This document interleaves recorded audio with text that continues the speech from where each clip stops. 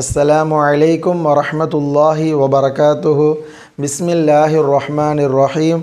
Rubbish ரஹ்லி சத்ரி வயஸ்ஸிர்லி அம்ரி வஹ்லுல் உக்தத்தம் மின் லிசானி யஃப்கஹு கௌலி. அன்பிற்கினிய மாணவ செல்வங்களே, அல்ஹம்துலில்லாஹ், தொடர்ந்து நாம் கடந்த பாடங்களில் கடாசபர் கடாசேர் உல்டா பேஷுடைய பாடத்தை பார்த்து வந்தோம். அதனுடைய உதாரணங்களையும் பார்த்தோம். அல்ஹம்துலில்லாஹ், உங்களுக்கு விளங்கி இருக்கும் என்று நம்புகிறேன். இன்றைய பாடத்தில் புது பாடம் ஹுருஃப் லீன், அதாவது லீன் லெட்டர்ஸ், லீனுடைய எழுத்துக்கள் என்று ஒரு பாடத்தை பார்க்கலாம்.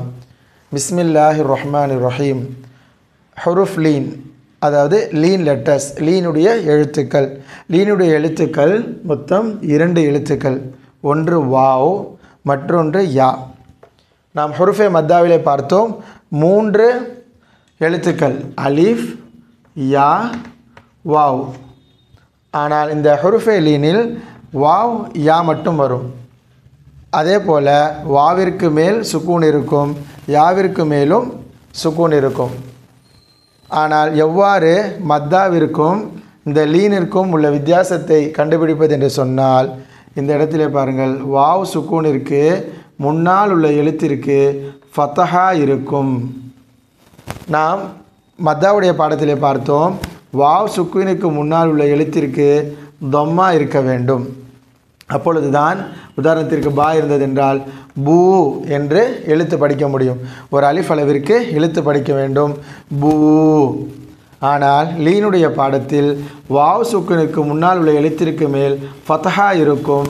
இதை பௌ என்று படிக்க வேண்டும், மிகவும் மிருதுவாக படிக்க வேண்டும். பௌ, போ என்றோ பூ என்றோ படிக்கக்கூடாது, பௌ என்று படிக்க வேண்டும். அதே போல் யா சுக்கூன், யா சுக்கூனுக்கு முன்னால் மத்தாவுடைய பாடத்தில் ஜேர் இருந்தது. ஜேர் இருந்தால் தான் ஈ என்று ஒரு அலிஃபளவிற்கு இழுத்து படிக்க வேண்டும். ஹுருஃபே லீனில் அதே போல் யா சுக்கூன் இருக்கும், ஆனால் அதற்கு முன்னால் உள்ள எழுத்திற்கு மேல் ஃபத்தஹா தான் இருக்கும்.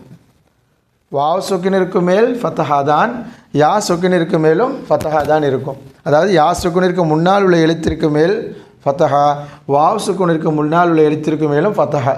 இவ்வாறு இருந்தால் இதை லீனுடைய எழுத்து, லீன் லெட்டர்ஸ் என்று சொல்லுவோம். இதை மிருதுவாக ஓத வேண்டும். உதாரணத்திற்கு பௌ.